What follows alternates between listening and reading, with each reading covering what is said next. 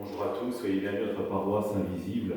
Traçons sur nous le signe de la croix, car c'est Dieu qui nous rassemble au nom du Père, du Fils et du Saint-Esprit. Amen. Prions pour nos frères et sœurs malades.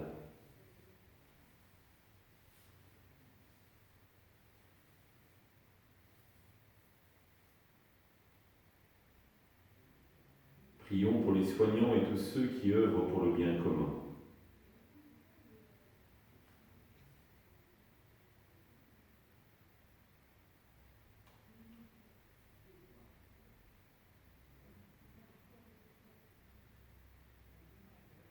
Prions pour ceux qui en angoissent la solitude, que l'Esprit Saint vienne nous visiter.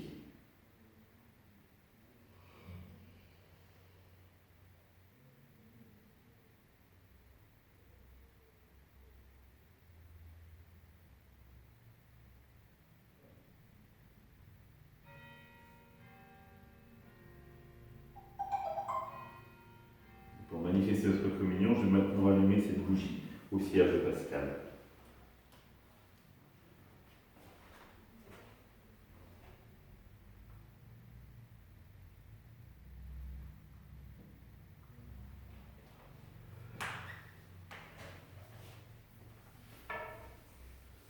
Dans l'évangile de Jean,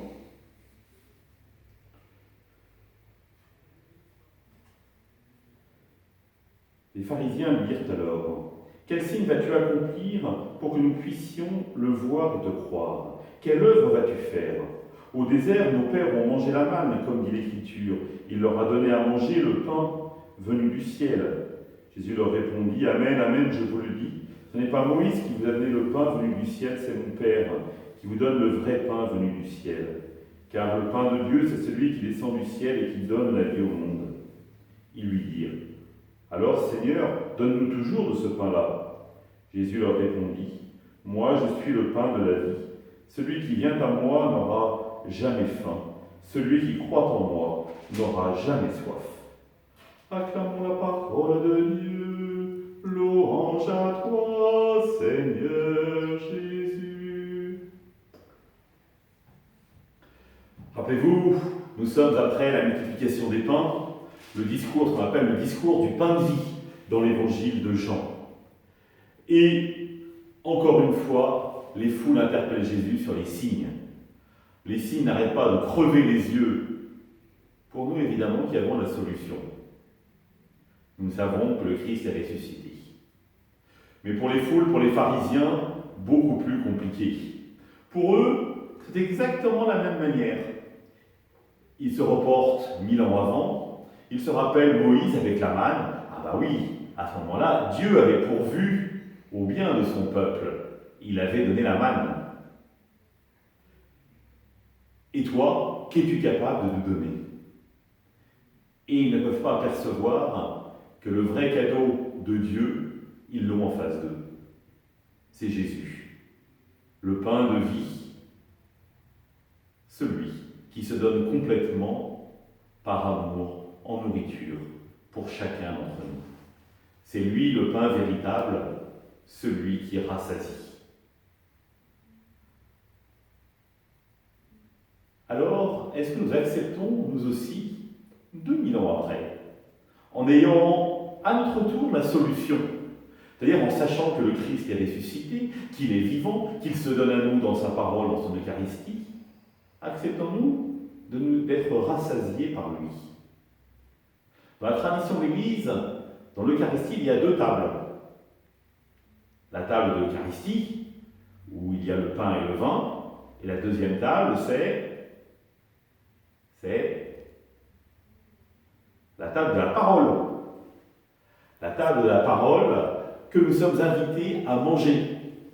Rappelez-vous le début du livre d'Isaïe, dans la vocation d'Isaïe, où on voit un ange qui donne un livre à Isaïe et lui dit pas « prends et lis », mais il dit « prends et mange ». Parce que la parole de Dieu, elle doit se mastiquer. Elle doit progressivement être mendiquée pour pouvoir être digérée et nous nourrir en profondeur. Et de l'autre côté, il y a la table de l'Eucharistie, où le Christ se donne complètement. Voici mon corps livré pour vous. Voici mon sang versé pour vous. Lorsque nous allons communier, est-ce que nous avons véritablement l'impression, le sentiment de manger véritablement le corps de Christ? Ce n'est pas une belle hostie, c'est Dieu lui-même qui se donne à nous. Et effectivement, si Dieu se donne complètement à nous, vous comprenez bien que le pain, la manne, est quelque chose de dérisoire. Parce que la manne, c'est éphémère. La manne, on le verra, se perdra dans le désert, pour ceux qui en prenaient trop. Alors que l'Eucharistie, alors que la parole de Dieu, c'est elle seule que nous avons à profusion et qui peut nous rassasier. Reste pour nous à l'accueillir, à prendre le temps de la mendiquer en venant à la messe, mais chaque jour aussi en mendiquant la parole de Dieu, en la mastiquant, et croyez-moi, à chaque fois que vous l'entendrez, quelque chose de différent va venir. Ou peut-être pas immédiatement, mais dans vos entrailles, cette parole va véritablement prendre racine et elle vous reviendra à un moment donné de votre vie, on vous dira « Ah oui, je perçois là la lumière de Dieu, le Verbe qui me parle. » Alors oui, bonne digestion à chacun. Ensemble, nous prions. Notre Père, qui es aux cieux, que ton nom soit sanctifié, que ton règne vienne, que ta volonté soit faite sur la terre comme au ciel. Donne-nous aujourd'hui notre pain de ce jour. Pardonne-nous nos offenses, comme nous pardonnons aussi à ceux qui nous ont offensés. Et ne nous laisse pas entrer en tentation, mais délivre-nous du mal. Amen. Que le Seigneur nous bénisse, nous accompagne pour la journée, nous garde dans la paix, au nom du Père, du Fils et du Saint-Esprit. Amen. À demain.